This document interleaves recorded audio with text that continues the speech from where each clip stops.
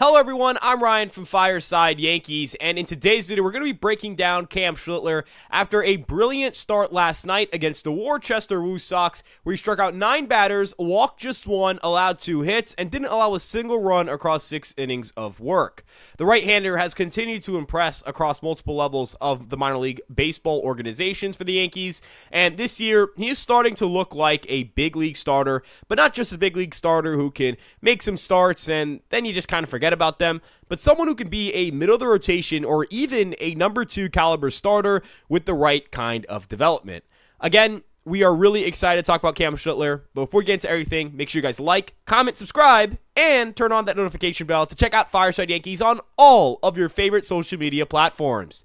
You can also check us out on EmpireSportsMedia.com for written coverage on all of your favorite New York sports teams. Links to everything, including Instagram, TikTok, Twitter, Facebook, and of course this YouTube page, are in the description below. EmpireSportsMedia.com is also the home of the Fireside podcast. We have Fireside Giants, Fireside Rangers, and Fireside Knicks. So if you enjoy those teams, make sure to check them out as well. I also co-host Fireside Knicks, so if you like hearing my voice, if you like who I am, I think you'll enjoy that show. It's hosted by myself and Dylan Backer. Dylan is a brilliant basketball mind, and he has been awesome on the social pages and on the YouTube channel as well. Without further ado, though, let's get into today's video. And Cam Schlittler this season has just been remarkable, and he's been even better since being promoted to AAA. Across 4 starts, he has a 1.69 ERA, a 2.93 FIP, a 2.79 expected FIP, a 40.2% strikeout rate, and a 9.8% walk rate. With 33 strikeouts in 21 1/3 innings pitched,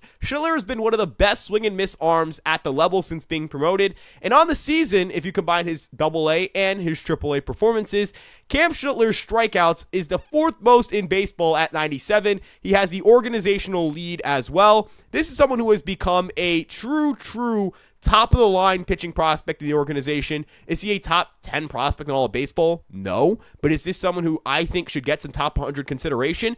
Absolutely. And I think that people have overlooked just how good his repertoire is because his development has been quite rapid. Back in 2023, the first full season he pitched as a pro, he had a 90-mile-per-hour fastball. In his second year, last year, he had his fastball sitting at around 93 to 95 miles an hour, could touch 96, could even reach 97 at times. And he had a sweeper and a curveball.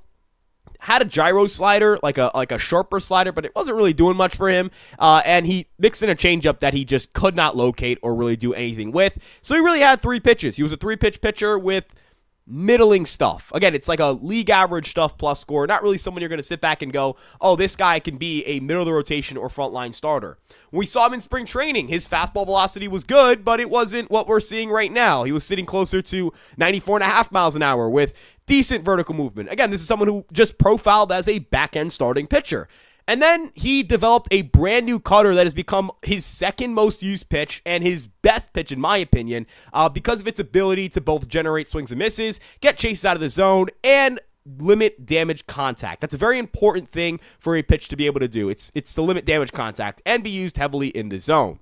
This cutter is brilliant. It has a lot of vertical depth, a good amount of horizontal movement, and very importantly, can get swings and misses because it's thrown very hard. Schlittler's cutter has been a nice 4th pitch for him to have in his repertoire, and now he has an arsenal that includes 4 different pitches that he can throw for strikes and that all grade out well in Stuff Plus models. I just mentioned his 4-seam fastball, which is sitting at 96 to 97 miles an hour and can reach 99 miles an hour. He has a really good 4-seamer. It has cut ride action, so it's a pitch that's very unique. It means that it's generating some vertical movement, but it doesn't have a lot of arm side movement, so it comes off as if it's cutting away from righties and into lefties. So it's a very explosive pitch that he can throw for strikes and get swings and misses with. His sweeper is very devastating. It's a one-of-a-kind sweeper because it has a ton of vertical ride. It doesn't drop a lot. It still has that signature horizontal break. It's going to move sharply away from lefties and into righties. And the other unique characteristic here is the velocity. He's sitting at 87 miles per hour with his sweeper. Most sweepers are not averaging 87 miles an hour. So outlier velocity, outlier vertical movement, and a very tall and wide release height all combine to make this sweeper a very good pitch. Finally, you have his curveball, which is averaging tons of vertical drop. It's one of the best curveballs in the Yankee organization. It's a sharp curveball. It's a good curveball. It works really well against left-handed batters. And it's another pitch where it's just a quality pitch that grades out well in stuff models, and is going to be considered a pitch that, I mean, if we're being honest, it's a swing and miss weapon. Like, it's just a really, really, really quality pitch. And when we talk about the ability to spin the baseball well, Cam Schlittler spins his curveball really well. He spins all of his pitches very well, but it's that curveball that has really been, in my opinion, the difference maker against left-handed batters. He has 3 pitches he can now go to against lefties and righties. He has 52.5 inches of drop on that curveball. So really, really, really good pitch. And then we start talking about the command, because good stuff is great. Having good stuff and good pitches is great, but you have to be able to throw strikes. And a year ago, I tell you that Cam Schlittler doesn't throw enough strikes for him to be a big leaguer just yet. This year, his strike rate is at 67%, and at AAA, it's at 68%. And his zone rate, so how often he's attacking the strike zone, has increased dramatically as well. He is filling up the zone 52.2% of the time in AAA. That is above the AAA average. So this is someone who's throwing a ton of strikes, throwing it in the zone, getting swings and misses, and that's really encouraging too. Like, someone who's going after hitters and getting a ton of whiffs, like, that's really encouraging. It's not like he's exploiting bad swing decisions. He's going after guys, and he's getting a ton of swing and misses. He's getting chases as well. He's a 36.3% whiff rate. Like, he's just overpowering guys. He's throwing it in the zone, and he's just throwing it by people, and that's really, really impressive. I do think there are still some things he could fine-tune with his location. He can't get away with hanging a sweeper or a cutter or a four-seamer as much in AAA as he can, or he can't get away with it as much in the big leagues as he can in AAA. And I do think he has some ugly misses there, but again, we're nitpicking here. The guy misses occasionally in zone.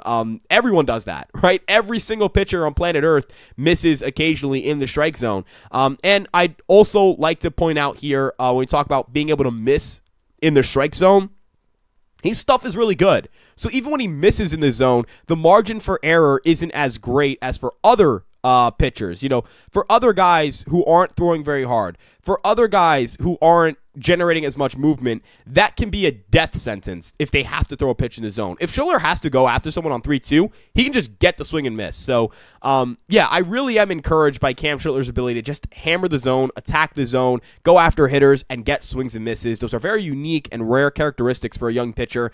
Either A, they're skittish of going after the zone, or B, they do go after the zone, and they are someone who's not getting a lot of swings and misses. I kind of think of Brendan Beck when I think of someone who, like, pound the zone, pound the zone, pound the zone. I know I don't have overpowering stuff, but I don't want to walk guys and put guys on. That's Brendan Beck. Schlittler's like, I'm just throwing it in the zone because I can overpower everyone, because it's going to get swings and misses anyway. So I'd love to see how that translates in the big leagues, seeing how that very aggressive approach in zone, how that results in the big leagues. Like, are we going to see guys stay overpowered against it, or are they going to be able to tag that pitch or his pitches up? Are they going to swing and miss very often? Those are some of the question marks I have when it comes to Schlittler at the big league level. But I mean, again, these are nitpicks. These are small things, and when we compare them to the flaws of the alternatives here, I think Schlittler's the best pitcher they have for that 5th spot. With Ryan Yarbrough hurt, Marcus Strowman is the 5th starter when he comes back. That's kind of what I think people expect to happen.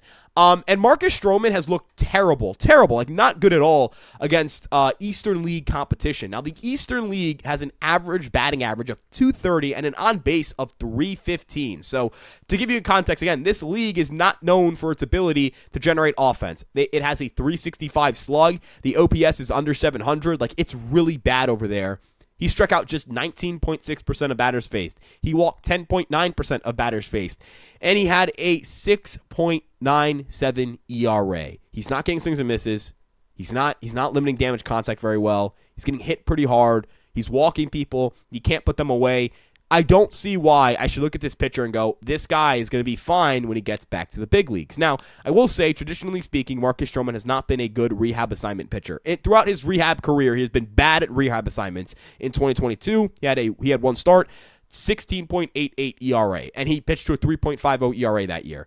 In 2018, made one rehab start, walked more batters than he struck out. And in 2018, he wasn't very good that year. He was coming back from, so I will say maybe that's the indicator. 2015, did not pitch well in his rehab outings. 2 starts, 4.70 ERA, lots of walks, but in his 4 starts in 2015, he pitched well for the Blue Jays. So, again, it's not always predictive. I will, put that out there, but the stuff doesn't look good. Like, I know Frankie Montas had really bad starts at the AAA level for the Mets, and then he came up and he pitched pretty well against the Braves. He throws 96. You can see why someone throwing 96 can have success. Strowman's sitting 89. He's throwing slower than he did last year. And I wondered if the knee injury is why his fastball velocity declined by another tick. No, he's just throwing slower. He just doesn't have it anymore. He's just old. And I don't want to rely on that to win baseball games. I don't think you can win baseball games with a starting pitcher throwing 89 miles an hour from his arm slot without elite level command and without elite level secondaries. Like, I know Ryan Yarbrough doesn't throw hard, but number one, Ryan Yarbrough is a gimmick pitcher. Like, Ryan Yarbrough is very much a 5 and dive guy. You're throwing in the back end of the rotation. Anytime he gives you 5 quality innings, you thank the heavens and you're happy about it. He's not a major league frontline starting pitcher, and he's also got better stuff than Marcus Strowman. He's got better movement, throws him a way funkier arm angle. He's more unique than Marcus Strowman is. I don't mean to dog on Marcus Strowman, but he's not a big league starter anymore. And then Alan Winans, he throws 89. I don't know. I was always kind of skeptical of the Alan Winans thing. And the reason I was is because changeup first right-handers tend to do really well in the minor leagues. And way better than expected because they just have an advantage with that changeup and that right-handed changeup, and it's not the same effect in the big leagues. And then Yarbrough's hurt. Yarbrough's the guy you would say, yeah, he's probably a more reliable option than Cam Schlittler, and he deserves to be higher on the depth chart right now. But he's hurt, and Heel's out for now. He's not going to come back until maybe mid-July, late July, August, somewhere. I mean, honestly, it looks like it's going to be August. I don't know where the Yankees are going to get a frontline starting pitcher at this deadline. And I think that Schlittler presents enough upside where he can be something for you. He is adapted brilliantly to AAA, and overall, I just view him as the best option, and I think he's displayed so many traits that's all right, he's throwing a big league ball now. The difference between AA and AAA, they don't throw a big league ball in AA. They throw a big league ball in AAA, and that kills your spin and your vertical movement from that minor league ball. So he's throwing a big league ball. He's getting good results. His pitch shapes look elite. His velocity looks really good. He's getting a ton of swings and misses. He's attacking the zone. I'm going to trust that to win me baseball games more than I'm going to trust Marcus Strowman and more than I'm going to trust Alan Winans. And in the interest of winning baseball games, I think Schlittler's the call. And in the interest of trying to look towards the future, I also think Schlittler's the call because let's be realistic here. What are the odds that all 4 of the Yankees' key starters, Fried, Rodon, Schmidt, Warren, stay healthy? And if you want to throw Heel in there, you can throw Heel in there as well. What are the odds that all 5 of them avoid an injured list stint from here until the end of the postseason? Odds are not very high. Nestor Cortez got hurt last week of the season. Clark Schmidt missed 2 months last year. Garrett Cole last year missed tons of time and is now hurt with Tommy John surgery this year. He had a torn UCL. Injuries can happen like that. You want to be prepared for it. And I don't think what you want to be in a situation of is when emergency strikes, you've got to go to Schlittler. And not, hey, we've got our 4 best guys still healthy. Our 5th guy, we don't really know who that is right now because Yarbs is hurt. Let's go to Schlittler. Because if he's good, when someone goes down, because it will happen, that's baseball, you feel like you still have a good rotation intact and you feel like you're accomplishing something developmentally with Schlittler. If someone goes down and it's not Strowman or Winans and they're in your rotation together, Winans and Strowman, or Strowman and Schlittler, a very green Schlittler, a Schlittler making his first major league start, man, that 4th and 5th day, it's hard to win those games. If you start kicking that can now, start getting at the development curve part of being a starter at the big league level for Schlittler now, you're jumping the gun on the harsh adjustment period that he's going to have to experience at some point in his pro career. And if he excels, oh my God, do you have somebody you can dangle at the deadline? Or do you have someone that you can dangle in the rotation outside of Schlittler? Or you have someone who's going to be a key part of this rotation for a while? there's more upside to starting Schlittler, and so I believe they should start Schlittler. But I'd love to know what you guys think in the comment section below. Again, I think Schlittler is big league ready, but again, I want to know what you guys think. Like, comment, subscribe, turn on that notification bell, and check out Fireside Yankees on all of your favorite social media platforms. My name is Ryan Garcia. You can follow me at Ryan Garcia ESM. Check out EmpireSportsMedia.com for all of your written coverage on your favorite New York sports teams. And as always, let's go Yankees, and peace out.